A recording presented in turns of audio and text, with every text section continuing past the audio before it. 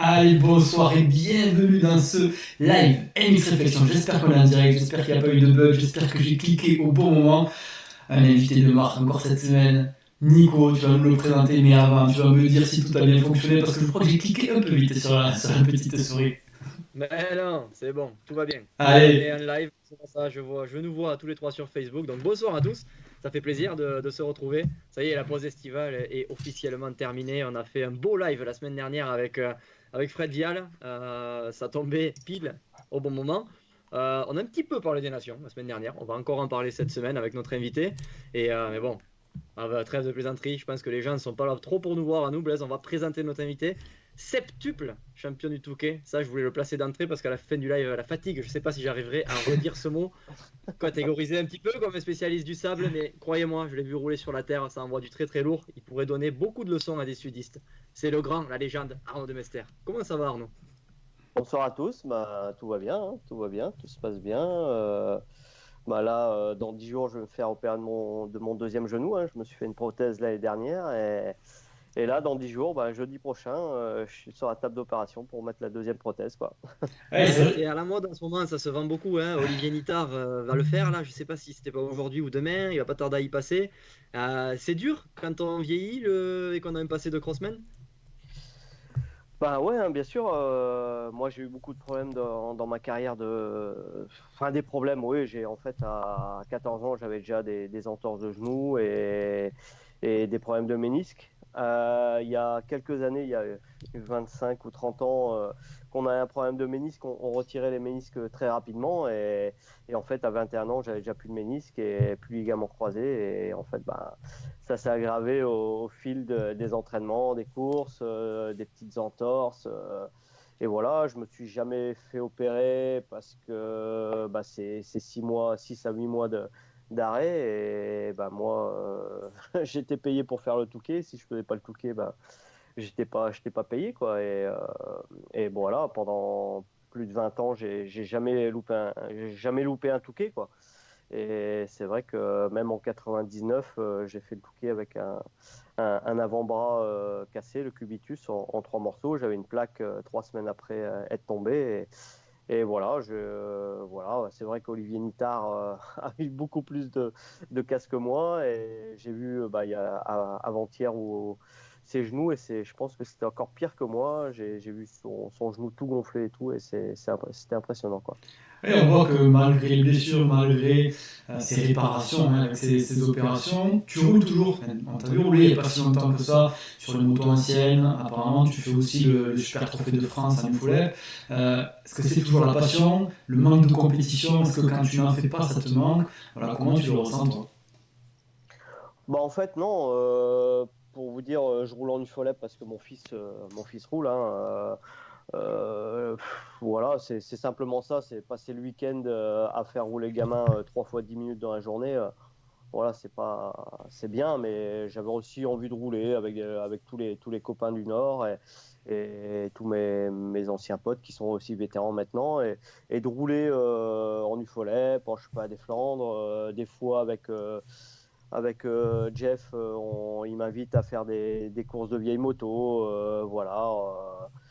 Oui, j'ai toujours envie de faire de la moto. Maintenant, ma femme me freine un petit peu parce que je roulerai un peu plus encore, mais c'est vrai que je m'occupe plus de mon fils. Je m'entraîne plus la semaine. Je fais que les week-ends où il roule et voilà. Et en fait, j'ai roulé depuis 3 ans au Super Trophée de France parce que l'UFOLEP Nord-Pas-de-Calais me l'a demandé et ça leur fait plaisir d'avoir un pilote de renom euh, sur le Super Trophée de France. Maintenant, je sais que ça embête quelques-uns que je vienne au Super Trophée de France et voilà. Mais bon, voilà, si, comme on dit, Erling via la Lone Beach Race, voilà, il a rien à faire là aussi. Il va rouler face à des pilotes entre guillemets amateurs et contre quelques pilotes du CFS. Mais on sait très bien qu'il va être au-dessus du lot, quoi. Alors toi qui roules maintenant apparemment pas mal sur la terre pardon, qu'est-ce que tu préfères? Tu préfères cette texture terre maintenant ou plutôt rouler encore dans le sable? Ah non, je préfère rouler dans le sable. Maintenant, moi j'aime bien en fait rouler sur les courses parce que en fait, Je vais jamais à l'entraînement parce que quand il fait chaud, les circuits sont pas très arrosés, c'est toujours un peu béton et tout. Et je prends aucun plaisir à rouler là-dessus. Et je vais sur les courses parce que bah ils arrosent, ils griffent. Et je prends beaucoup de plaisir à rouler quand c'est préparé, c'est bien préparé les circuits, mais me faire rouler sur un circuit béton avec de la poussière, non, j'ai vraiment aucun plaisir là-dessus. Je préfère quand rouler sur des bonnes terres souples, un peu bien préparées, de la bonne terre bien arrosée et tout, c'est vraiment mon kiff, quoi. Allez, on rentre dans le vif du sujet là. On a pas mal de commentaires qui tombent. J'en ai un qui me saute aux yeux. C'est Vincent qui nous demande, qui a une question par rapport à Matteo Mio, qui a pour objectif d'être le plus jeune pilote à remporter le Touquet. Arnaud, tu penses que c'est quelque chose qu'il est capable d'accomplir? Ouais, Mathéo, bah, je le connais bien, hein. C'est un bon ami, Ludo, et ses gamins, je les ai vus depuis très très longtemps rouler dans la région. C'est nordiste et ouais, pourquoi pas, j'aimerais bien. C'est vrai que il a toujours dit qu'il aimerait me battre mon record de 21 ans, le plus jeune vainqueur du Touquet, quoi. Et bah, il a 3 ans pour le faire. Là, il a été champion au Touquet en 80, je crois. Il a gagné l'année dernière le CFS junior au Touquet aussi. Voilà, quand on voit Damon Martens, bah, il a aussi gagné le junior il y a quelques années et il a gagné le Touquet. Et bon, il n'a pas battu mon record à quelques jours ou à un mois près, mais voilà, c'est possible. Maintenant, Mathéo revient de blessure. Je l'ai encore vu cet après-midi à entraînement à Lone Plage et bah voilà, ça va être un hiver important pour lui pour préparer sa saison parce qu'il va rouler avec le Team 32 l'année prochaine. Je pense que c'est un bon team par rapport à ce qu'il avait cette année. Il a vraiment perdu une année parce que bah, il a roulé avec le Team Diga, qui était Diga KTM, qui était basé en Belgique. C'était une bonne idée, mais pas vraiment une bonne idée, hein. Son père a quand même mis 60 000 euros sur la table pour intégrer ce team. Et quand on voit ce que j'ai vu, bah, c'est des teams. Il y a pas mal de teams en Grand Prix qui sont un peu des teams business, on va dire, qui Ouais, ils payent ont des pour beaux kits rouler. déco, mais derrière, les motos, c'est des. Exactement, quand tu fais rouler un gamin avec une fourche à air sur une KTM d'origine et des suspensions d'origine, alors que tu mets 60 000 euros sur la table pour avoir, entre guillemets, des suspensions chez KTM, c'est facile, hein. Tu prends des convalves à 3 000 euros et un amortisseur à 1 Ouais, 500 euros. T'as c'est une ce que carte font les pilotes de suspension. ligue chez nous, hein. Donc, je pense Voilà, qu'en mondial, ils exactement. savent que ça doit marcher, Même quoi. moi j'ai une convalve sur ma husky et quand je vois ça, je me dis bah c'est grave quoi et de faire rouler des pilotes parce qu'ils ont eu 200 pneus Rinaldi et de faire rouler des pilotes avec des pneus Rinaldi alors que bah voilà ça coûte pas énormément et quand je te dis tu mets plusieurs pilotes, il y a dans tout ce team là il y a 3 ou 4 pilotes qui payent. Et quand tu vois le fric qu'ils se font et ce qu'ils donnent aux pilotes, bah c'est pas top, quoi. Tu crois qu'il y a beaucoup de teams justement comme ça? Tu penses que c'est une majorité des teams B, on va dire, parce qu'il y a les 10 premiers qui arrivent à en vivre assez confortablement en mondial, et après, derrière, pour la partie Europe, est-ce que tu crois que c'est la majorité qui sont comme ça? Ou alors, Ludo Mio avec ses fils sont tombés sur des teams qui n'étaient pas terribles? Ouais, non, non, le Team Liga, ouais, non, pas du tout, hein. Quand tu vois ça, tu te dis, oui, ils sont basés en Belgique, ils ont un beau SMI, ils ont des beaux locaux, mais c'est pas tout pour la performance, quoi. Quand tu vois ça, rouler avec des suspensions d'origine à l'Europe ou en mondial et rouler avec des pneus Rinaldi, voilà, je pense que des pneus, tu prends 100 pneus à 50 euros, ça fait 5 000 euros dans l'année. Tu prends des Pirelli, quoi, ou au pire du Dunlop, voilà, les deux meilleurs, tu te mets pas les balles dans le pied en te mettant des pneus Rinaldi et des suspensions d'origine, quoi.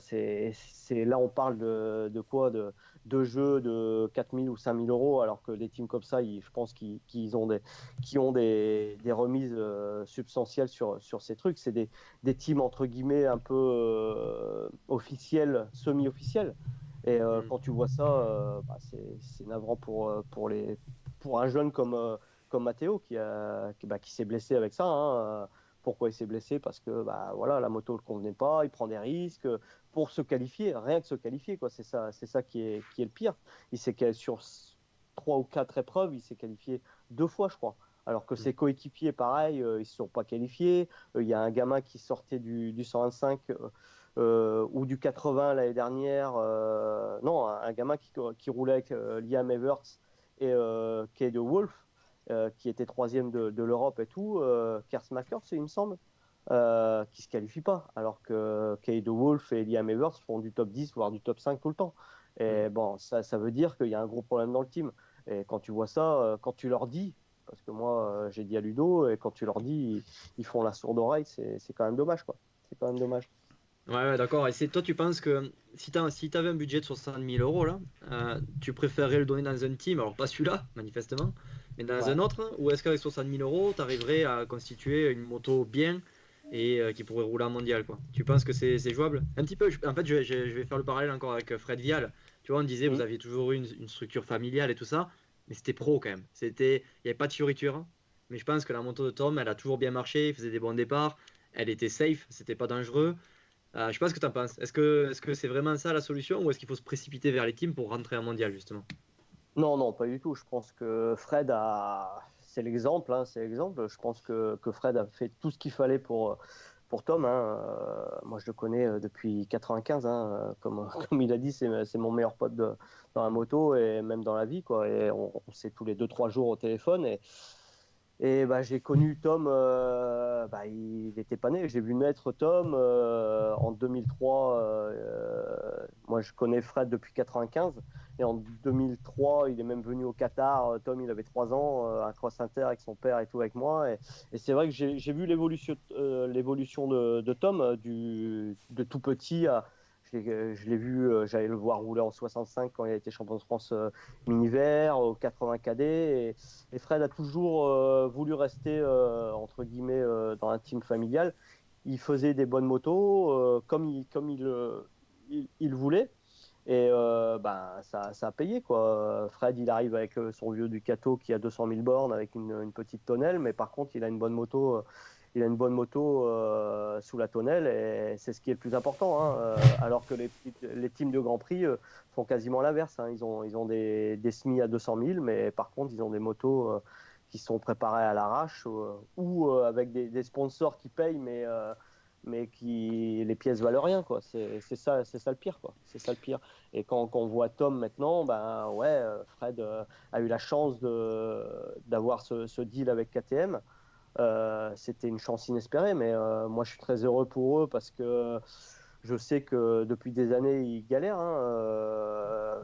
Je vais pas vous dire des chiffres, mais Fred a dépensé plus de 250 000 euros depuis le début de la carrière de Tom, hein, et c'est un juste retour des choses qui soit pilote officiel cette année et quand on voit ce qu'il fait, bah voilà, C'est c'est mérité, top. ouais. Et, ouais, c'est carrément mérité.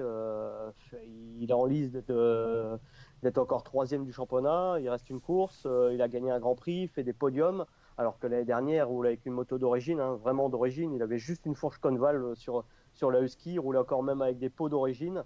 Et je C'est vrai. pense que c'est ce que KTM a remarqué, hein. Fred était au fond du paddock avec sa petite camionnette, avec sa petite tonnelle. Et Tom partait devant avec une moto stock, hein. Moi, il y a 2 ans, je m'occupais un peu. J'ai essayé d'aider Tom et Fred. Ils étaient venus tout l'hiver rouler dans le sable pour préparer l'Europe et tout, parce que je leur disais, il faut venir rouler à Lommel, à Holmen, à Lone Plage pour préparer les Grands Prix et l'Europe. Et Fred était venu pas mal dans l'hiver. Et il s'était un peu enflammé en faisant, il y a 2 ans, des doubles injecteurs sur les motos et tout. Il s'était vraiment enflammé. Et ça n'avait pas été. Tom s'en sortait pas. Et l'année dernière, entre guillemets, on en avait bien discuté. Et je dis, mais une KTM ou une ski, il n'y a pas besoin de préparation, quoi. C'est des Hmm. motos déjà Même dans le performantes. sable? Dans le sable, vous touchez pas Oui, bien plus? sûr. Non, non, non. Non, on fait juste ébavurer un peu la culasse. Tu mets un pot si tu veux. Mais c'est surtout ce qui importe, c'est surtout les suspensions, hein. Avoir des très bonnes suspensions, faire pas mal de tests de suspension. Tu sais, quand tu vois les pilotes de Grand Prix maintenant, les motos, tu montes dessus. Je pense que tu vas être surpris de la souplesse des moteurs et de l'efficacité de la moto, hein. C'est une moto très très ronde qui repart du bas avec beaucoup de couple, hein, mais en puissance maxi, il y a très très peu de pilotes qui qui savent la tenir pendant 30 minutes ou sur 3 heures au Touquet à fond, quoi. Hein. C'est pas possible, c'est pas possible. Du coup, si on continue sur Tom, alors désolé, apparemment on m'entend avec un écho, mais bon, je peux pas Nous, ça faire. va, mais Non, c'est c'est sur bon? le live, ouais, Ouais. pour le logiciel. Du coup, si on continue sur Tom, je ne vais pas mettre de l'huile sur le feu sans s'étendre, mais juste pour reparler rapidement de la sélection ou non-sélection au motocross des nations, on a vu qu'il y a Maxime Renault qui fait des belles perfs, du coup on dirait que ça l'a un petit peu débloqué, enfin en tout cas ce week-end. Toi tu penses quoi de cette histoire-là? Globalement on va essayer d'être rapide pour pas reparler de ce qu'on a fait la semaine dernière. Bien sûr, bon, que Maxime Renault soit sélectionné, il avait sa place, hein, il a sa place, il n'y a pas de problème. Après, c'était vraiment le deuxième pilote. Le pilote qui devait être sélectionné au niveau de ses résultats et de son année, c'était Tom. Hein. En plus, il est pilote officiel KTM Red Bull. Voilà, il a la meilleure moto du plateau, le meilleur team pour performer, hein, on va dire.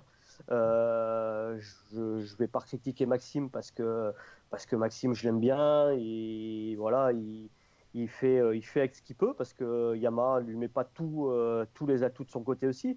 Quand on voit qu'il bat Geertz et tout, et que l'année prochaine, il a difficile à avoir une moto d'usine, c'est quand même grave, quoi. C'est quand même grave quand on voit que Yamaha ne le met pas chez Kemea, par exemple. Ouais. Je trouve ça honteux, quoi. Là, il a eu un moteur parce qu'il est sélectionné aux Nations. On voit qu'il est bien parti en Turquie. Voilà, Max, je pense que c'est un battant. Il fera tout ce qu'il peut aux Nations, mais il n'aura certainement pas une KTM officielle le jour de Assen, quoi. Et bon, je pense que la Fédé, quand on voit ça, je trouve ça honteux parce que moi, Fred m'a fait voir les deux casquettes. C'est pour 2 centimètres, quoi. Et la casquette, il roule pas avec. Hein. C'est juste pour les médias, les machins et tout. Et Alors, puis en plus, elle est obligatoire, même pas toute la journée, je crois. C'est Comme pour le que ouais, sur podium. mais, 30 moments où ils sont obligés de la mettre. Donc c'est. ouais, mais il y a des années, on a vu que Jordi Tixi avait une casquette d'Alop Ouais, sur le podium, quoi. bien Voilà, sûr. non, mais je pense qu'il faut arrêter. Là, ils se sont tous enflammés. Je pense que la Fédé s'est enflammée parce que quand on voit, ils nous disent, oui, le budget de 200 000 euros pour les nations. Mais qu'est-ce qu'ils font de 200 000 euros pour un week-end? Dites-moi, pour 3 pilotes. Ouais, c'est sûr, ça fait. C'est Il quand y a un même gros beaucoup, quoi. staff. Il faut déplacer quand même un Mais gros staff, du coup. un gros staff de quoi? Dites-moi, Ouais, il y a un kiné, ce qui est voilà. normal, il y a un kiné, il y a un entraîneur national, il y a peut-être son adjoint, il y a un médecin, ça c'est bien. D'avoir Il y a photographe, 4 personnes, vidéaste. plus 3 pilotes, un vidéo, Ouais. un machin. Allez. Bon, Attends, nous, si on y va, ça coûte 300 000 euros. Hein, avec nos Ah micros. ouais, carrément. Mais Ah non, ouais, mais Attends, t'as vu les moyens qu'on a pour le live aussi? attends. 200 000 euros. Il Nous, faut rester sur Terre. Il faut rester sur Terre. Ouais. 200 000 euros pour un week-end. Hmm. Vous vous rendez compte? Il y a des teams qui n'ont pas ça pour une saison. Ah, exactement. ouais, Et c'est là, vrai. pour 2 centimètres sur une casquette, mais c'est honteux. Mais je pense qu'ils ne se rendent pas compte. Red Bull, oui, on dit Red Bull, machin et tout, mais Red Bull, ils mettent combien de millions d'euros dans les teams de Formule 1, dans les teams de Grand Prix, de vitesse, de motocross? Et quand on voit ça, ils auraient pu dire, attendez, bon, on va faire 50-50, vous mettez quand même beaucoup de budget. Attendez, pour 2 centimètres, mais de quoi on parle? Et je pense que la FFM aurait sorti grandi en disant, bon allez, on fait 50-50, vous mettez quand même beaucoup de budget, ils viennent quand même avec la SMI du team, le mécano, c'est pas la FFM qui le paye, hein. Le mécano, la moto, la location de la moto officielle, non Oui, mais de il toute faut façon, qu'ils arrêtent. les Il nations, c'est faut pour ça qu'ils que les arrêtent. Américains se À plaignent aussi, Athènes, c'est hein, que c'est les c'est pas teams aussi qui c'est payent. fini, hein. Hmm. Oui, Ouais, oui, c'est oui, vrai. non, mais Hmm. voilà, c'est les teams qui payent. À un moment, je pense que il y a encore une fois, voilà, tu te demandes où ça va. On va être la risée des nations. Je vous Hmm. le dis. Quand on voit ça, Erlings, il n'y a pas eu de problème. Koldenov, il n'a pas de problème. Il est où le problème pour 2 centimètres sur une casquette? Mais là, on se met encore une balle dans le pied, quoi. Il y a déjà Fèvre qui est blessé. Je ne veux pas dire sur Tixier qui est un très bon pilote. Mais là, on avait déjà une balle dans le pied avec Fèvre qui s'est cassé le truc. Mais là, je ne vais pas dire que Maxime Renault va pas faire moins bien ou mieux, je ne sais pas. Mais là, franchement, c'est vraiment du grand n'importe quoi. Et les FFM, encore une fois, ils n'ont pas de bon sens dans ce qu'ils font, quoi. Ils n'ont pas de bon sens. C'est compliqué, surtout que les boissons énergisantes, pardon, actuellement sont parmi les plus gros sponsors, ceux qui donnent le plus gros budget. On l'a vu il y a quelques années, tu as dû connaître ça, quand les marques de cigarettes ont été Camel, supprimées. Voilà. Quand voilà, ça a été supprimé, ça a fait un gros creux quand même dans les budgets des teams. Donc du coup, si ces marques-là s'en vont du motocross, ça va être compliqué aussi. mais bien sûr, les marques il y avait Camel là, dans les années 80 qui Chesterfield, sponsorisait les Chesterfield pareil, sponsorisaient. Et là, on a interdit. Pourquoi? Mais de toute façon, ça a changé quoi? Les gens fument plus parce qu'ils voient plus.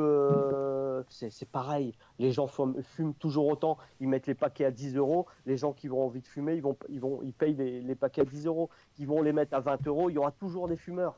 Voilà, c'est tout, c'est comme ça. Mais la France, voilà, c'est des balles dans le pied tout le temps, quoi. C'est comme en Italie, une entreprise défiscalise 100% de leur, des budgets qu'ils mettent pour les trucs sportifs. Nous, c'est quoi? C'est 0,5 ou 1%. Tu m'étonnes qu'il n'y a plus de ouais. teams, il y a pas beaucoup de teams français qui sont, et c'est quasiment des teams belges ou italiens ou hollandais, surtout le championnat du monde. Il y a quelques teams qui sont des passionnés français qui ont des teams en mondial comme Bud, comme VHR et même le team MJC qui se démènent SR aussi, on a Salfranc qui SR, qui carrément, vient d'arriver. carrément, hein, qui se démènent à trouver quelques sponsors et là c'est des teams de passionnés. Ils font entre guillemets tout pour être le plus performant possible. Mais bon, quand on voit ça, c'est désastreux, quoi. On parlait de Tom Vial, de Maxime Renault, qui sont des pilotes de GP maintenant. Toi, tu conseillerais à ces pilotes de se préparer pour le Touquet, de faire le Touquet pour justement préparer une saison GP à la suite? Oui et non. Je pense pas que le Touquet nuise à une saison Grand Prix. Avant, oui. Moi, je me préparais 6 mois pour ça. C'est pareil. Timothée, pareil. Maintenant, comme Fred le disait, on était hyper, hyper spécialisé dans ces courses-là. On avait des motos vraiment faites sur mesure pour ces courses-là. Maintenant, il y a beaucoup moins de budget. Quand on voit Mikko Potisek qui a beaucoup de moins de budget, à partir de 2009, quand il y a eu la crise, ça a été vraiment euh, la réduction au niveau des budgets des teams, enfin des importateurs en France pour le Touquet. Mais quand on voit KTM qui revient et tout ça, ça fait plaisir. Et je pense que les pilotes de Grand Prix vont revenir sur le Touquet dans les années futures, parce que quand on voit Van Robeck qui revient, d'anciens pilotes de Grand Prix qui viennent un peu au Touquet, et j'aimerais, comme Fred le dit, que Keroli vienne un jour au Touquet, et pourquoi pas un Herlings, je pense qu'il a envie de venir au Touquet. Après, c'est KTM qui le freine, hein. Fred m'en parle souvent, et dès qu'il parle du Touquet, ils mettent Erlings très loin pour pas qu'il entende parler du Touquet, parce que je pense que si un jour ou l'autre il viendra, c'est Ouais. obligé. Et quand tu vois Ouais, qu'il a... leur raison, on le rappelle, Fred nous le disait, c'est que ils ont peur des bouchons et des pilotes amateurs, en gros, quoi. C'est un peu Ouais, ça. Ils ont peur de la blessure, quoi. De la blessure à cause de ça. quand tu parles de ça, quand tu vois la mascarade qu'il y a eu l'année dernière au Touquet avec Camille Chapelière, quoi, là c'est pareil, c'est honteux. C'est honteux qu'on voit un directeur de course je dirais pas son nom parce que voilà, je l'ai en travers de la gorge. Il nous a fait un coup aussi à Fred Vial et à Tom il y a 2 ans au Touquet Junior, en mettant un stop and go qui était injustifié, alors qu'il était en bagarre avec Jérémy Auquier et Scotty Verag, et apparemment ils ont sauté sous un drapeau jaune, et il a mis un stop and go à Scotty Verag et à Tom, et ben voilà, et là Ouais, qui c'est une course. redisent ouais, il tue une course, et quand tu vois ce mec-là qui est la Fédé, qui dit à la télé en direct, ça s'est joué à quelques centièmes de seconde, mais il n'a pas honte. Il n'a pas Mhm. honte de dire ça. C'est Mhm. honteux. Le mec, il s'entraîne 6 mois de l'année pour une course comme ça, et le bouchon, quand tu vois à la télé, Camille, il tourne la tête à droite, à gauche, qu'est-ce qu'il doit faire? Il y va pas, il a longé les barrières, il arrive dans ce bouchon. On voit Van Robeck descendre plus tôt que lui. Camille arrive à passer dans le bouchon, Et là, il voit les gars en train d'ouvrir les barrières. Qu'est-ce qu'il fait? Il voit des motos y aller. Qu'est-ce qu'il fait? Ouais. Il y va. C'est humain. C'est humain. Ouais, c'est humain. Moi, Ouais, tout à fait. j'aurais fait pareil. J'aurais peut-être fait même pire. Tu vois, j'aurais sorti derrière les banderoles et je serais passé à côté du bouchon. Voilà. Ouais, Tu parce vois? que ce qu'il faut penser, c'est que là, tu as le cœur à 180, Bien sûr, t'es en tête es de la là, course. tu te dis, Ouais. je vais faire chauffer le moteur, je Ouais. vais broyer mon embrayage Ouais, et tout. De la exactement. survie, Et là, un quoi. mec C'est comme de la ça, survie. il te dit, bah, je vais te mettre un stop and go à ce moment-là et que ça s'est joué à quelques dixièmes de secondes, mais tu as envie de le massacrer. Tu as envie de le massacrer, de le prendre et lui dire, mais tu connais quelque chose à la course? Sans déconner. C'est honteux. Sous la pression de Honda, hein, vous ne savez pas, mais il y a eu une pression de Honda pour ça. Et il y a des gens de chez Honda qui ont été les voir pour leur mettre la pression pour qu'ils mettent un stop and go à Camille Chapelière. À chaud, sur le moment. Sur le Ouais. ticket, ils étaient, et quand ils ont vu les images, ouais, ils y ont été. Au début, oh bah non, on va pas mettre de. Et ils ont re-été, ouais, on a les images, machin, et ils ont mis un stop and go. Sans voir, non, mais c'est honteux. De toute façon, les stop and go sur le Touquet, ça devrait pas exister. Ça ne devrait pas exister. Il y a peut-être des trucs très dangereux, mais quand on voit ce qu'ils font là, c'est tuer des courses ou donner des avantages à certains coureurs et certaines marques. Mais C'est- malheureusement pour eux, KTM a gagné cette année avec Nathan Watson et il n'y a pas eu de discussion possible. On a, Et voilà. on avait une question tout à l'heure sur le live là, je sais pas qui c'était, mais Fred la semaine dernière parlait de gangrène et que c'était beaucoup de, je sais pas comment on peut dire, mais beaucoup de canailles sur le Touquet. C'est vrai que tu le ressens ça? Tu ressens beaucoup ça? Alors je sais plus dans quel sens il avait dit, mais il y a quelqu'un qui l'a soulevé en commentaire, donc je voudrais avoir ton avis là-dessus. Oui, je pense qu'il y a des avantages. Hein. Si tu connais bien le directeur de course ou machin, ou tu es bien copain avec eux et tout, oui, bien sûr. Bah, tu sais, quand tu vois ce fameux directeur de course qui est cette semaine au Ténéré Camp invité par Yamaha, bah, tu te dis, bon, c'est pas vraiment impartial. Quoi. Tout à l'heure, on avait une C'est- question, savoir si quand est-ce que tu allais racheter une 450 Yam d'ailleurs. pour l'instant, pas, parce C'est que C'est Ludo qui posait la question. non, je suis très bien avec ma 450 Husky que j'ai acheté chez mon concessionnaire Vitamine H à Ronchin et ça va très bien. Franchement, voilà, c'est une super moto. Je l'ai depuis l'année dernière. J'ai fait plus de 50 heures avec cette moto. J'ai encore rien fait dessus. Avec la YAM, je pense pas j'aurais fait 50 heures. Ça m'aurait coûté bien plus. Alors que j'aurais pas dit ça il y a 20 ans. Hein. Je peux vous dire qu'il y a 20 ans, les KTM et les Husky, c'était pas du tout comme c'est cette année. Ouais. Enfin, ces Surtout années-là. le Husky. Les Husky Ouais, ont bien ouais, changé. carrément, ouais, même le KTM. Hein. Tu Ouais, sais, les deux. j'ai roulé en 91 sur une KTM, j'ai roulé 3 mois, hein. J'ai tout cassé, j'ai jamais cassé autant de ma vie, j'ai tout perdu sur cette moto et voilà, j'aurais pas dit ça il y a 20 ans, mais c'est vrai qu'ils ont vraiment progressé. Voilà, ils sont à bloc dans la performance et quand tu vois les motos, voilà, tu peux pas lutter. Voilà. Tu regardes en 85, mon gamin il roule avec un 85, il y a 2 ans il roulait avec une Yam.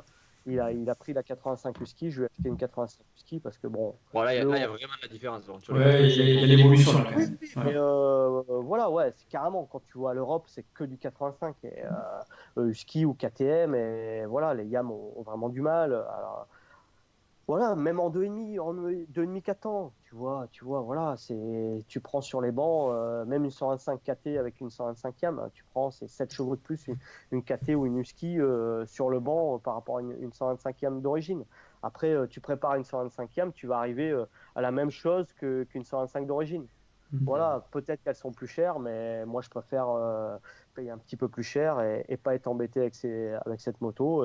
Et je me fais plaisir avec cette moto, et voilà quoi. Mais voilà, c'est mon avis. Tant qu'on parle des motos, nous, on n'est pas habitué au Yamaha. Alors, surtout Blaise. Hein. Blaise, il est vacciné Honda. Il a roulé beaucoup sur des Honda. Ah. Quand il essaye des Yamaha, parce qu'on fait des essais, SBO vend des Yamaha, donc on a accès à ça.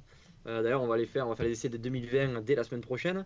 Et il dit que c'est une moto à chaque fois spéciale. La Yamaha, pas qu'elle est mauvaise, mais c'est vrai qu'avec le moteur à l'envers et tout ça. Et à chaque fois, on se pose la question, parce que nous, on n'est pas du tout des pilotes de sable. Mais on se dit, est-ce que c'est pas des motos qui sont vraiment adaptées au sable? Parce qu'il y a beaucoup de chevaux et tout ça. Et sur le dur, quand nous on roule sur du verglas, c'est pas simple à Il y a piloter. énormément de Qu'est-ce que t'en penses? puissance qui arrive assez vite. C'est vrai que c'est une moto spéciale quand on n'a pas été habitué à ce pilotage. Bah ouais, carrément, hein. C'est une moto assez lourd, c'est assez large. Bon, ça s'est amélioré, mais ouais, les premières 450 avec le moteur inversé, c'était des obus, quoi, hein. C'est Ouais. des motos, entre guillemets, fait que pour le sable, quasiment, hein. Et sur la terre, c'est vrai que bah, il faut une moto des fois souple et ronde. Et la Yam est pas vraiment souple et ronde, hein. C'est une moto qui envoie des watts, quoi. C'est vrai que c'est performant.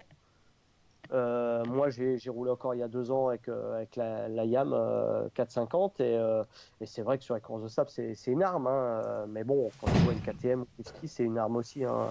La Honda, c'est une moto un peu plus ronde. On va dire qu'elle n'est pas meilleure dans ses spécificités. Le moteur est pas le meilleur, le cadre est pas le meilleur, les suspensions sont pas les meilleures, mais c'est une moto homogène. Que la Yam, Ouais, c'est la moto de Monsieur Tout le Monde en fait. Tout le monde se sent à l'aise sur voilà, une Honda. Tu montes comme dessus, une c'est facile Suze, quoi. comme une Kawa.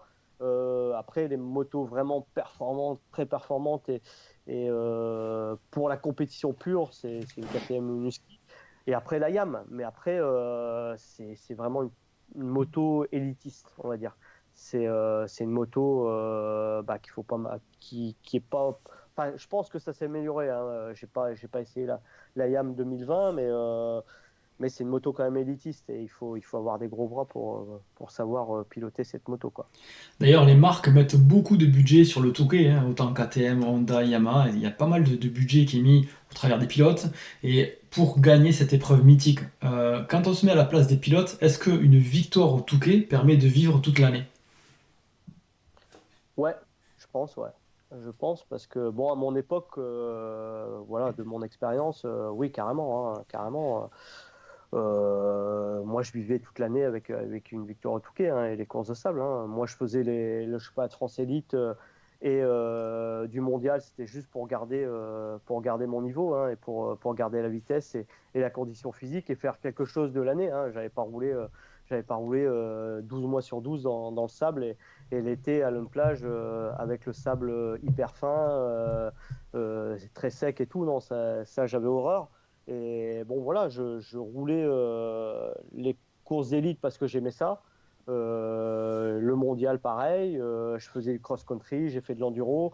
C'était pour rouler. Après, l'objectif numéro un, c'était vraiment les courses de sable. Bah, pendant 6 mois, vers mi-août, je recommençais à m'entraîner vraiment spécifiquement pour les courses de sable et surtout pour le Touquet, hein. Moi, j'étais entre guillemets payé exclusivement pour gagner au Touquet, hein. Le gros objectif de ma saison, c'était le Touquet, hein. Quand je gagnais le Touquet l'année d'après, c'était top, hein. Après, quand je gagnais pas, bah, on m'a Ouais. déjà vu pleurer à l'arrivée du Touquet. Je peux vous dire que, ouais, parce que moi, mes contrats étaient faits que à la victoire. C'est qui C'est-à-dire te double quoi. que, ouais, je peux vous dire des chiffres, hein, il y a prescription, mais c'était 30 000 euros hors taxe, victoire du Touquet, rien que pour Yamaha, quoi.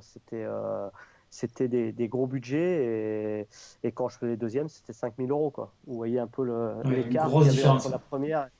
la première et la deuxième place. Et c'était sur tous les partenaires que j'avais, c'était tout pour la première place et rien pour la deux, enfin quasiment rien pour la deuxième place, quoi. Ouais, C'était moi vraiment tout pour la victoire. sur une échelle de 5 000 à 30 000 euros, j'aurais aussi sauté par-dessus les barrières. Tu vois ce que tu dis tout à l'heure?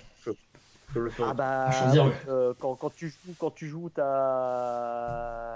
entre guillemets ton année sur une course comme ça et quand on dit aux organisateurs, méfiez-vous, il y aura un bouchon à cet endroit-là et qui disent mais non, il n'y aura pas de bouchon et qui a un bouchon à l'endroit où vous le dites, je peux vous dire que sous le casque, vous le traitez l'organisateur, hein. Et ça arrivait plein de fois où j'ai dit à un organisateur, je voyais le circuit, j'ai dit attendez, il y aura un bouchon là. Quand on voit à mes villages, les bouchons, c'était la guerre. C'était la guerre. Moi, j'ai encore un copain qui avait filmé tout ça. Si on ressort enfin, on a déjà vu les images à France 3, c'était vraiment la guerre, quoi. Si on n'avait pas quelqu'un qui était là pour vous aider, c'est impossible de sortir sans avoir cramé Mm. l'embrayage ou avoir fait chauffer la moto, quoi. Et jouer toute une saison sur une course et voir ça, c'était plus une course, quoi. Mm. C'était Exactement. voilà. Et après, les gens pensaient ce qu'ils en pensaient, mais Voilà, nous, j'avais des supporters qui étaient là pour nous aider. Toutes les équipes officielles avaient des supporters et des mecs pour nous aider dans les bouchons. Sinon, on pouvait pas finir le Touquet, quoi. Après, les gars, Yamaha, Honda ou les autres marques officielles dépensaient énormément d'argent pour gagner au Touquet, hein. Moi, JCO me disait combien de fois, il me disait, tu me coûtes 1 million de francs, quoi, 150 000 euros par an, quoi. C'était des grosses sommes, quoi. Ah, d'accord. Et toi, Et on a Elodie qui nous pose la question sur le Touquet. Est-ce qu'il y aura des pilotes de MXGP? Ben ouais, on aura quelqu'un comme Jérémy Van Orbeek qui sera au Touquet Ouais, il y 2020. aura Jérémy Van Orbeek. Après, il y a Jeffrey De Wolf, il y a Petar Petrov qui a roulé l'année dernière. C'est des bons pilotes qui roulent dans le sable. Après, des pilotes, il y a eu Ramon. Je ne sais pas s'il sera là, Ramon, mais bon, il est en fin de carrière. Mais oui, il y aura certainement des surprises d'ici le Touquet. Il y aura peut-être des pilotes. Bon, Watson, c'est un ancien pilote de Grand Prix, hein. Maintenant il fait le West, mais c'était un super bon pilote de Grand Prix, hein. Voilà, c'est des top pilotes. Quand je vois Van Orbeek qui fait des manches 3, 5 en Grand Prix et qui ne gagne pas au Touquet, ça dit le niveau quand même qu'il y a au Touquet, quoi. Ouais, t'en penses quoi? Parce qu'on a eu le gros débat la semaine dernière là-dessus, hein. Où un commentaire sur le live c'était parti sur putain, mais à Assen il faut envoyer un pilote du championnat de France de sable. T'en penses quoi, toi, de ça? Est-ce que tu penses que les pilotes du Non, non, championnat de France de non. sable seraient capables de rivaliser à Assen? Non, pas du tout, pas du tout. Ça n'a rien à voir. Ça n'a rien à voir. Des manches de 20 ou 25 minutes, ça n'a rien à voir. Et des courses de 3 heures, c'est voilà. Et là, à Assen, vous roulez quasiment tout seul. Hmm. Et sur le Touquet, vous roulez 3 heures avec 1000 mecs qui font des zigzags devant vous. Ça n'a rien à voir. Mais je pense pas que des pilotes comme Milko ou Adrien Van Beveren ou même Camille Chapelière puissent faire mieux qu'un Jordi Tixier ou un Maxime Renault. Voilà, non, les meilleurs pilotes D'accord. pour représenter à Assen la France, c'est ceux qui ont été sélectionnés, entre guillemets. Et à l'inverse, si on envoie. Bon, Jérémy Van Orbeek a prouvé l'année dernière qu'il pouvait jouer devant. Mais si on envoie des pilotes de Grand Prix au Touquet, tu penses qu'ils peuvent fusiller les meilleurs pilotes français du championnat de France des sables ou pas? C'est pas dit. Franchement, c'est pas dit Ouais, parce que si un vraiment Airlings spécial, quoi. vient, Ouais. à Airlings, il n'y Mis à aura pas part de Erling. souci, hein. Hmm. Mis à part Airlings ou Carouli ou Prado, non, je pense pas que les mecs gagneraient la première année. Ça, c'est évident. C'est hyper compliqué de rouler avec 1000 mecs devant vous et de sauter, de zigzaguer, de jamais prendre les trajectoires que tu veux, quoi. C'est toujours à l'improvisation. C'était tout le temps pour 3 heures, être sur le qui-vive et improviser tes trajectoires sans t'arrêter, quoi. C'est ça le gros truc, c'est que tu dois pas t'arrêter, tu dois tout le temps être fluide entre les pilotes. Et encore, là maintenant, c'est facile, on va dire. C'est facile le Touquet parce que le Touquet, il fait 12 mètres ou 15 mètres de large.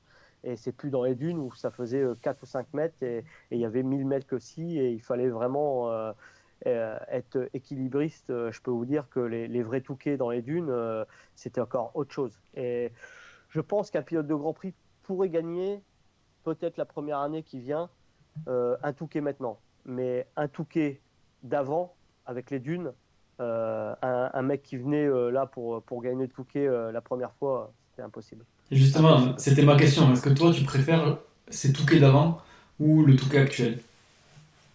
Non, c'était carrément mieux les Touquets d'avant, hein. Quand on allait dans les dunes, c'était les vrais Touquets, quoi. C'était défoncé la troisième heure. Bon, là maintenant, c'est défoncé aussi. Même tout ce qui était goulet, là où qui avait l'air quand même assez compliqué, le goulet, quand tout le monde était bloqué, ça, et une course qui pouvait Mais se jouer ça, c'était là-dessus. rien, ça. Ouais, Ça, c'était rien. c'était pas Les le pire. goulets, non, c'était rien. On arrivait toujours à se débrouiller. C'était un tour ou deux maximum. Mais moi, j'ai fait des touquets où pendant 9 tours ou 10 tours, tu arrivais à mes villages. Et là, tu soufflais un grand coup, tu t'arrêtais, tu regardais le bordel qu'il y avait. Et là, tu dis, bon, allez, on y va. Et là, c'était vraiment très, très compliqué. Mais non, les touquets d'avant, ouais, c'était carrément mieux. Carrément mieux. Voilà. Et encore une fois, à cause des écolos, on a perdu ça, quoi. Et bon, heureusement qu'il y a encore un Touquet, hein. Ouais. Ouais. On est encore au Touquet, il y a encore une course, Ça mais reste ça a quand mythique, même hein. perdu. Ouais, ça reste mythique, mais ça a quand même perdu son charme. Des pilotes qui, comme moi, ont fait les deux, je peux vous dire que voilà, ils vont tous dire à 100%, voire à 200% qu'ils aimaient mieux le Touquet d'avant, quoi. Toi aussi, Blaise, t'aimais mieux le Touquet d'avant, c'est pour ça que tu fais pas le Touquet de maintenant. À la télé. À la télé, ouais, je préférais. Ouais, il faut venir, hein. Voilà. Du coup, ouais, toi, Arnaud, on a eu l'occasion de te voir sur des motos anciennes dernièrement. Est-ce que tu prends quand même du plaisir, ou plus de plaisir sur ces motos anciennes ou sur les motos actuelles? Franchement, je prends du plaisir sur les deux. Hmm. Dès que je suis sur une moto, je prends du plaisir, hein. Moi, vous savez, je roulais quasiment tous les jours. Moi, mon entraînement, c'était tous les jours sur la moto. Je faisais du physique, mais moi, mon plaisir, c'était d'être sur la moto. C'était mon métier sans vraiment mon métier. C'était vraiment. Et j'ai toujours ce plaisir de monter sur une moto, que ce soit sur une moto vintage, sur une moto d'enduro, faire un trèfle comme j'ai fait l'année dernière pendant 3 jours avec des potes, ou faire un motocross avec une moto moderne. Encore ce week-end, j'étais à la finale du championnat du Folep à Bayeul et il y avait une course vintage. Et je suis arrivé là, bon, c'était la dernière course du championnat, j'avais ma 4,5 Husky. Et j'ai un copain qui arrive avec une 500 Kawa flambant neuve, un copain le mécano de chez Vitamine H. Et il devait le prêter à un de mes copains vétéran et bah, j'ai roulé avec la 500 Kawa quoi. Et je me suis éclaté tout le week-end. J'ai fait 5 manches dans la journée, mais j'étais mort rincé le soir, mais je me suis éclaté. Voilà, j'ai roulé avec la moto, la 4,5 2019 et j'ai roulé avec une 500 Kawa de 89 et je me suis éclaté avec les deux. Pareil quoi. Je suis sur une moto et je m'éclate autant quoi. Toujours. Ah, on Ouais, je avait. me rappelle, on t'avait Vas-y. vu à Gimont l'année dernière au challenge 3S Racing là, de Jeff. Je crois que c'était Ouais, une vieille Yam que tu avais, mais non, ouais. Suzuki. Ah, J'avais c'était une une Suisse que Isuzu. tu avais. Pardon, Ouais, mais exact. réplica Chesterfield que j'avais fait, c'est une Ouais. 89 et je l'ai toujours. Faut que je la refasse et je vais rouler un peu l'année prochaine, ouais, c'est sûr. Bah, Jeff, il me tanne souvent et bah, pour aller en Corse, début d'année, il veut que je vá en Corse. Il organise une course en Corse et je pense que j'irai parce que il m'a invité à faire une semaine de vacances et d'entraînement un petit peu et de rouler à moto avec des vieilles motos en Corse. Et ouais, non, non, mais je vais rouler encore un petit peu. Bah, moi, ça m'avait fait espanter quand même, parce que bon, voilà, spécialiste du sable et tout ça, Gimont, c'était vraiment béton, il y avait les quads ce jour-là. Ouah, quand je t'ai vu rouler avec cette moto, je me suis dit là quand même, c'est du pilotage. On sait que le gars, il sait rouler sur n'importe quelle texture, avec n'importe quelle moto.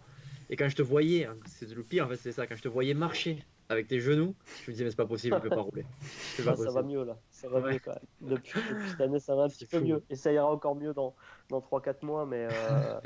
Mais ouais, non, mais tu sais, on me voyait marcher, oui, on me voit marcher, bah, j'étais bancal complet.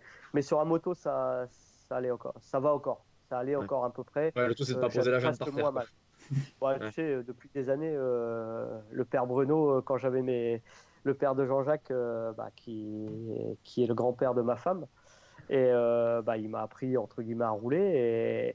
Et quand j'ai eu mes problèmes de genoux, voilà, il m'interdisait de poser la jambe, le pied par terre ou quoi que ce soit. Et j'ai beaucoup appris avec lui. Et depuis ce temps-là, bah, voilà, j'arrive à rouler avec mes genoux tout pourris et sans mettre les pieds par terre, quoi. On avait une question tout à l'heure sur le live qui concernait Jiwi, qu'on aura certainement dans un prochain live, qui a vécu chez toi 6 mois, si je ne me trompe pas, c'est d'après ce que j'ai lu. Euh, il me demandait justement en question si tu avais une anecdote sur lui, une anecdote qui te vient en tête, la première chose qui te vient en tête. Bah, c'est un mec passionné.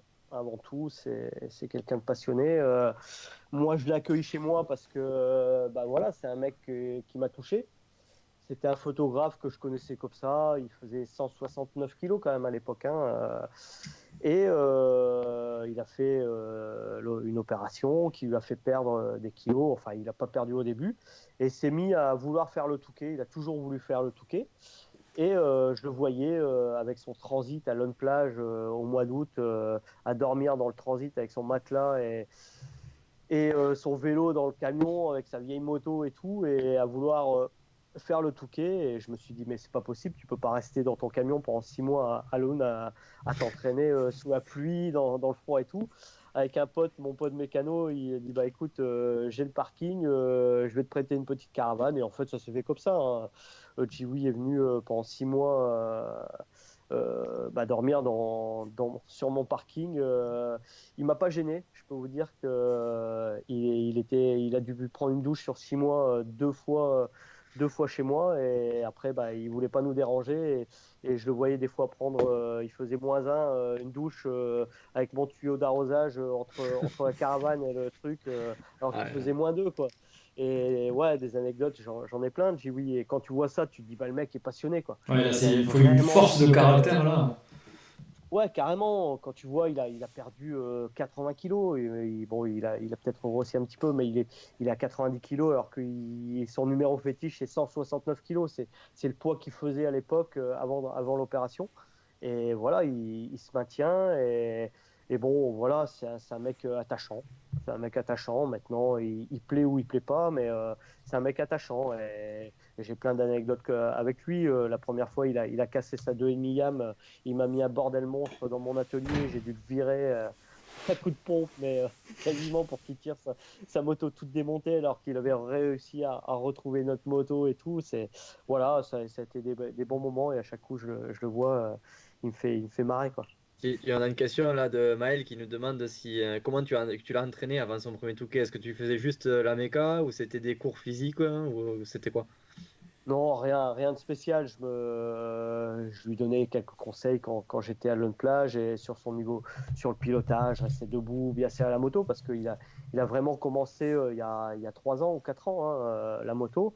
Et il faisait que de la photographie, et il avait cette idée de faire le Touquet. Son rêve de gamin, c'était faire le Touquet. Et il l'a fait, hein, c'est son 2e ou 3e Touquet. Et c'est génial pour lui, quoi. Je pense que non, je lui ai pas spécialement fait des cours, ou voilà, il faisait du vélo quasiment tous les jours. Il faisait 2 à 3 heures de vélo tous les jours. Il allait s'entraîner tous les jours, comme moi à l'époque, hein. Enfin, il s'était mis en tête de faire comme moi à l'époque, s'entraîner à bloc tout le temps. Et il s'est donné 6 mois pour arriver au Touquet. Et la première année, je crois qu'il fait 300e, quoi, alors qu'il avait commencé la moto 6 mois avant, quoi. C'est génial pour lui. Ouais, c'est beau. C'est beau. Ouais. Le Touquet, justement, c'est mythique. Quand on est du Nord, je pense que c'est vraiment une course incroyable. Tous les gens connaissent le Touquet. À ton avis, toi, on est plus une rockstar en gagnant le Touquet, ou en étant champion du monde avec MXGP quand on est vers chez toi? Euh, je pense que tu es une rockstar quand tu gagnes le MXGP, il n'y a pas de souci, hein. Ouais. Mais par contre, au Mais toi, tu te niveau. reconnais dans la rue, je pense que c'est Ouais, quand même quelque chose, quoi. c'est fort, parce que je vais dans toute la France, même j'ai été au Brésil, aux États-Unis et tout. Les mecs, ils me regardent, ils disent merde, je l'ai déjà vu quelque part. Et c'est vrai que pour les gens qui connaissent vraiment la moto, le MXGP, c'est le MXGP. Mais les gens lambda, entre guillemets, ils ont tous entendu parler du Touquet et d'Arnaud de Mester dans le Nord. Et voilà, c'est mythique, le Touquet. Et en plus, le Touquet avant, c'était retransmis sur France 3. euh, bah, euh, dans la France entière. Et c'est vrai que ça a une grosse notoriété dans le monde entier, hein. Voilà, ça a une grosse notoriété, cette course. Ça fait plus de 40 ans que ça dure. Et bon, ouais, c'est vrai que je sais pas, Michael Pichon a gagné le Touquet et a été 2 fois champion du monde, champion des États-Unis. Alors je sais pas si on le reconnaît pour sa victoire au Touquet, mais je pense que c'est quand même important d'être. Enfin, je dirais que c'est plus important de gagner le Touquet que de faire 2e au championnat du monde, on va dire. Ouais, exactement. D'accord. Surtout dans le sud, dans le nord, comme ça, c'est vrai que dans le nord, il y a un engouement pour le Touquet qui a l'air très très fort. Et nous, dans le sud, un peu moins. C'est vrai que c'est moins. Ouais, Même si c'est retransmis sur France 3. ouais, mais le Touquet dans le Nord, c'est une institution. Mm. C'est-à-dire que c'est comme la braderie de Lille, j'arrive à le dire. Voilà, c'est une institution, ça fait des années que ça dure. Il y a une braderie à Lille. Voilà. Tu vois, c'est connu dans le monde entier. Et voilà, dans le Nord, il y a le carnaval de Dunkerque, il y a le Touquet et la braderie de Lille. Voilà, c'est 3 événements que les nordistes ne manqueraient presque pour rien au monde, quoi, on va dire. Si je reste dans le sable, est-ce que toi, Arnaud, tu as des pronostics à me donner pour le NX des Nations? moi, ça va être la Hollande. La Hollande qui va gagner. Hein. Je pense que la Hollande, avec Holdenhoff et surtout Erlings, survolé. Hein. Quand tu vois déjà aux États-Unis l'année dernière, même sans le pilote Vlanderen qui n'a pas fait un résultat, ils font quand même deuxième. Voilà. Ouais, c'est Chez énorme. eux, dans le sable à Assen. Sur le papier, difficile de les. Voilà. Ah, sur le papier, ils sont imbattables. Ouais, bon, après, une course, c'est toujours aléatoire. Tout peut arriver. La moto, elle peut casser. Il peut prendre quelqu'un, il peut casser, il peut tomber. Voilà, il y a plein de choses. Mais quand tu vois déjà ces deux monstres-là, alors que bah, là, au dernier Grand Prix de Turquie, bah, ils sont encore une fois. Koldenhoff revient à son meilleur niveau. Il a gagné des Grands Prix dernièrement. Il fait deuxième derrière Erlings. Erlings est en train de monter en puissance. Sauf chute et casse ou blessure, je vois pas comment la Hollande peut ne pas gagner chez elle et à Assen, quoi. Ça c'est évident. Et je pense que la Hollande, contrairement à la France, va prendre. Pour moi, il y a Vlanderen et Van de Mosdik qui pour le pilote MX2. Si Van de Mosdik refait devant Vlanderen ce week-end en Chine, vous inquiétez pas que la Hollande va prendre Van de Mosdik dans l'équipe hollandaise. Hein. Eux, ils feront pas de cadeau à qui que ce soit. C'est la performance pure avant tout, quoi. Ouais, Et au Comme les niveau. États-Unis, hein. Les États-Unis, ils sont là depuis une semaine et ça y Ouais, est, c'était ma question. en On entend camp parler un et peu ou pas? Ils sont en Hollande là, je crois. on les a vus en Hollande, ça y est, hein, Osborne et Anderson. Anderson sont en train de s'entraîner, le pilote Yamaha va arriver, voilà, c'est quand même 15 jours avant, 15 jours, 3 semaines avant, voilà, les Américains sont en mission, hein, voilà, ces deux nations-là seront très très dures à battre. Après, j'espère que la France va gagner comme les autres années, mais voilà, ça sera encore avec un coup de chance s'ils gagnent. Ouais, Je peux vous le dire. logiquement, Comme les années précédentes, hein, la France, l'année dernière aux États-Unis, ils ont quand même eu un coup de chance que Vlanderen prenne un caillou dans l'œil et que les Américains se sont à chier pendant tout le week-end, quoi. C'est évident. T'en penses quoi du circuit d'Assen? C'est un circuit de sable, mais c'est pas un circuit mythique, c'est un circuit de Formule 1 sur lequel on vient vider des camions de sable. C'est comment? Alors, moi, je connais que vu à la télé, ça a l'air de Si, se creuser quand même pas mal. j'ai vu que à la télé, après c'est du sable blanc. C'est pas du sable comme en Hollande. J'ai l'impression que après ça dépend comment il arrose, comment il a arrosé et tout. Mais il y a certaines années, ça ressemblait plus à Loun que à Lommel, quoi. Et il y a Ouais. des années où ça ressemblait plus à Lommel que à Loun. Après, ça reste du sable. Je pense que à moins qu'eux, on m'a dit qu'ils allaient peut-être mettre un petit peu plus de terre aussi, qu'ils allaient mélanger du sable avec la terre. Ça va être une surprise. C'est pas un circuit qui va être favorable à l'une ou l'autre nation. Et je pense que bah, ça va être sympa de voir cette course. Après, pour moi, ça va être les Américains et les Hollandais vraiment grands favoris. Les Français vont avoir leur mot à dire, mais s'ils gagnent, ça sera sur encore une fois un coup de chance. pour les T'aimes Américains. bien les pistes pardon, Blaise, après j'arrête. T'aimes bien les pistes artificielles comme ça, Arnaud, en Grand Prix ou au Motocross des Nations, t'en penses quoi toi de ça? Non, c'est pas le circuit idéal, on va dire. Il y aurait d'autres circuits plus adaptés au circuit des nations. Après, c'est l'évolution de Ustream qui veut faire des circuits sur des pistes de vitesse mythiques et amener le plus de monde, entre guillemets. euh, ils veulent faire amener du monde, mais qui connaissent rien à la moto, quoi, on va dire. Mm. Et il y a toujours les mecs qui adorent la moto, qui sont là, qui viennent, mais ils veulent attirer aussi les personnes qui connaissent pas trop la moto et ils veulent un spectacle tout public, on va dire, et essayer de faire venir beaucoup de monde. Et c'est tout à leur honneur. Hein. Je dis pas que c'est mauvais ce qu'ils font, mais ça dénature un petit peu le motocross. Mais je comprends aussi Ustream qui veut aller dans les pays lointains, qui veut satisfaire un petit peu d'autres pays et faire un vrai championnat du monde. Mais après, c'est compliqué pour les teams qui ont pas trop de budget d'aller dans tous ces pays très, très, très lointains, quoi. Moi, j'avais une question sur les USA. Comme tu l'as dit, les États-Unis commencent enfin, l'équipe des États-Unis commence à s'entraîner actuellement dans le sable. Est-ce que tu penses que ça suffira, le fait de s'entraîner maintenant, quasiment tous les jours, jusqu'au jour J?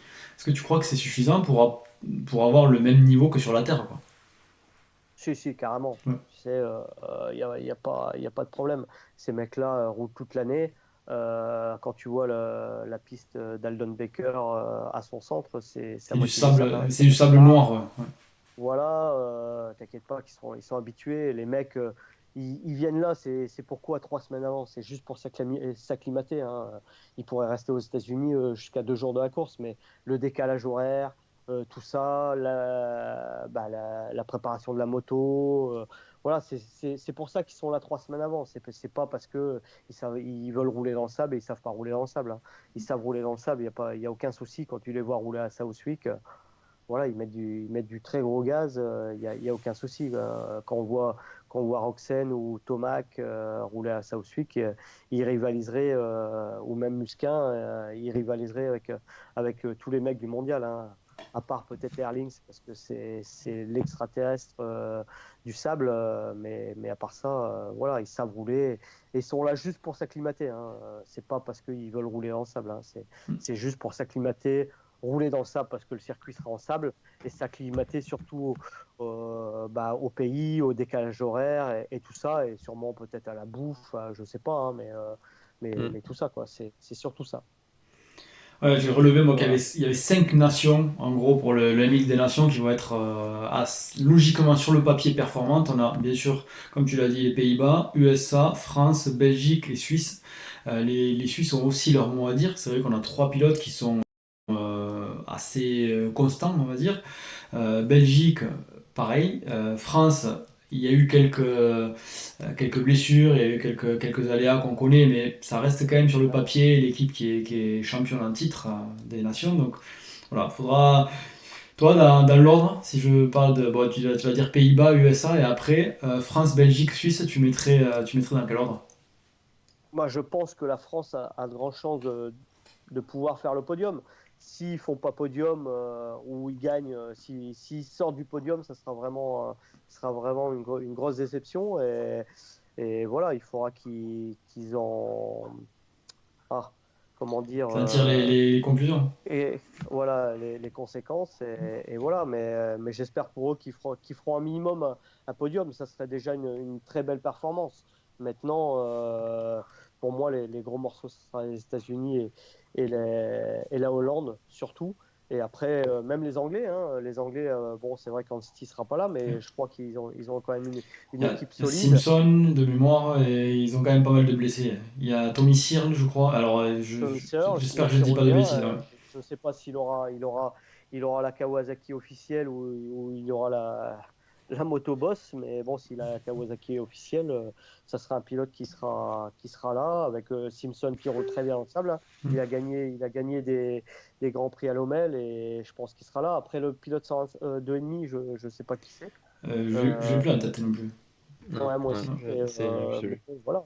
Il y a même Euh, blessé. Il y a un pilote à la base qui s'est blessé, mais je me rappelle plus quel est le remplaçant. Ouais, mais bon, les Suisses vont être là aussi, hein, avec Arnaud Tonus qui roule très bien aussi. Valentin Guillou, on ne sait pas, ça sera un peu l'inconnu, mais Valentin Guillou, sur une 2,5, 4 ans, il roulait très très bien avec encore quelques années. Hmm. Et il roule en 4,5, et je pense qu'il s'est encore roulé en 2,5. Un pilote de 4,5 qui descend en 2,5, ça va vite aussi. Et je pense il y a moyen que la Suisse crée une bonne surprise aussi. Nico, j'ai pas accès aux questions, Nico, donc tu peux y aller. T'as pas accès aux Non, questions? Non, non, non. il y a pas mal. Il y en a une de Ludo encore qui nous demande ce que tu penses de l'entraîneur actuel de Florian et Matteo. Donc c'est Anthony Boissière si je me trompe pas. Bah, Toto, je le connais bien, hein. Je le connais bien pour l'avoir eu pendant 4 5 mois dans mon jardin en 2005 quand il roulait Yamaha. T'accueilles du monde en fait dans le Euh, jardin. ouais, c'est vrai que j'ai eu pas mal de monde, ouais. Mais Toto, c'est vrai il est venu 4 mois dans un hiver en 2005. Voilà, et c'était Jean-Jacques qui s'occupait de lui, Jean-Jacques Bruno, l'oncle de ma femme, et il m'avait dit ouais, il faut que tu le prennes, il va venir 4 mois chez toi pour s'entraîner avec toi, et Toto était arrivé, et bon, c'était encore les grandes années, Et c'est cette année-là que j'ai en fait gagné toutes les courses de sable. C'était jamais arrivé, aucun pilote, et même maintenant, aucun pilote n'a jamais gagné toutes les courses de sable en un hiver. Et Toto était venu 4 mois et bah, il avait vu comment, entre guillemets, comment on s'entraînait, comment s'entraîner dur. Et c'est cette année-là aussi, quand il était sorti de cet hiver-là, qui avait gagné des manches de Grand Prix avec le team Casola à l'époque. Et non, Toto, je pense qu'il a fait ses preuves. Il a été pilote d'usine TM. Il a fait des pneus de Grand Prix. Il a gagné des manches. Je crois qu'il a même, je ne sais pas s'il a gagné un Grand Prix, mais il a gagné des manches de Grand Prix. Et c'est un top pilote. Et je pense que pour les Mio, je pense que ça peut pas. Je pense qu'ils feront des bons résultats parce que si tout se passe bien et que Florian n'est pas trop feignant dans son entraînement cet hiver, je pense pas. Je pense qu'il a pris conscience de son potentiel et qu'il faudra qu'il bosse. Mais de ce que je vois un peu sur Instagram et tout, il est en entraînement avec Toto et ça va mettre du lourd l'année prochaine. Et je pense que Florian va jouer le titre, voire va jouer le podium à l'Europe l'année prochaine. Après, Matteo, bah, je pense aussi qu'il va faire du top 10 à l'Europe 2,5 si tout se passe bien et qu'il ne se refait pas mal au genou. Voilà, mais Toto, c'est ce qu'il faut faire pour être performant. Et ce team-là, je ne le connaissais pas plus que ça.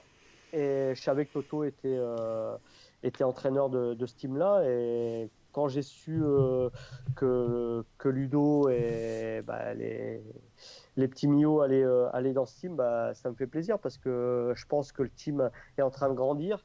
Et c'est des passionnés apparemment. Et tout est fait pour la performance. Et je pense qu'ils vont réussir. En plus, ils ont les frères Mio. Ils ont le petit Maxime Gros qui, je pense, est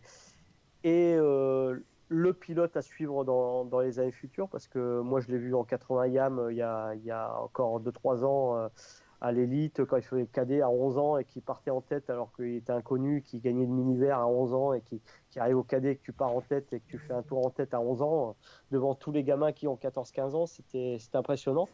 Et je pense que ce gamin-là, bien entraîné avec Toto et tout ça, avec des bonnes motos, je pense que ces trois-là vont faire mal. Bon, Maxime Charlier, je pense qu'il a fait ses preuves. Et il y a le petit Barbie, apparemment, qui roule bien aussi. Je ne connais pas trop, mais ils ont un super team et j'espère que l'année prochaine, ça va marcher pour eux, quoi. Tu penses que c'est bien que les frères Mio soient dans le même team? Oui, oui, je pense que Ludo a fait une grosse erreur. Ludo, voilà, c'est un ami et je lui ai dit des 65 qui est parti chez VHR avec des Kawa alors qu'il sortait de moto KTM performante. Ça a été compliqué. Ludo avait fait un team super. Je pense qu'il aurait dû continuer le team avec les deux gamins une année de plus et pour refaire l'Europe avec des bonnes motos. Ils avaient tout ce qu'il fallait pour l'année dernière pour performer, on va dire. Et il aurait dû ne pas les séparer parce que les deux frères, je les connais bien et ils ont besoin d'émulation. Et je pense que les deux frères, entre eux, bah, le petit frère a envie de battre le grand frère, le grand frère a envie de battre le petit frère. Et je pense que retrouver cette émulation, ça leur fera du bien cet hiver et ça va mettre du gros gaz l'année prochaine.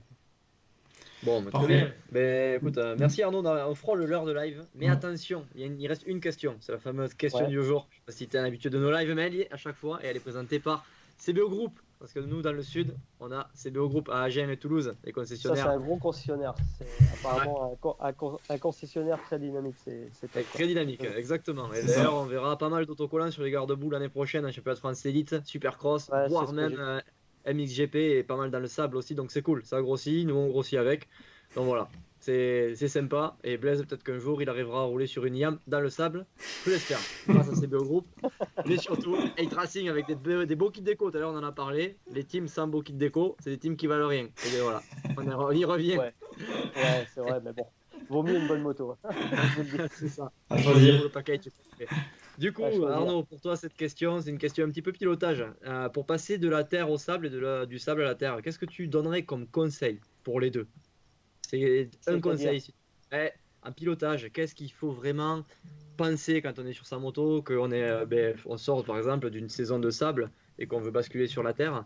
Qu'est-ce qu'il faut adapter la en fait? terre la terre et le sable, c'est complètement différent. C'est-à-dire que dans le sable, il faut se mettre plus sur l'arrière. Dans les virages déjà, on va pas charger l'avant comme on fait sur la terre.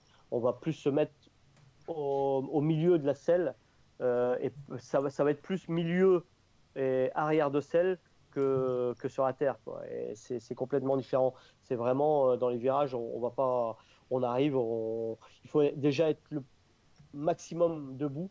Il faut rentrer dans les trous et les freinages debout et virer milieu de selle. Hein. Il faut pas charger l'avant, sinon on se plante et on passe par-dessus. Quoi.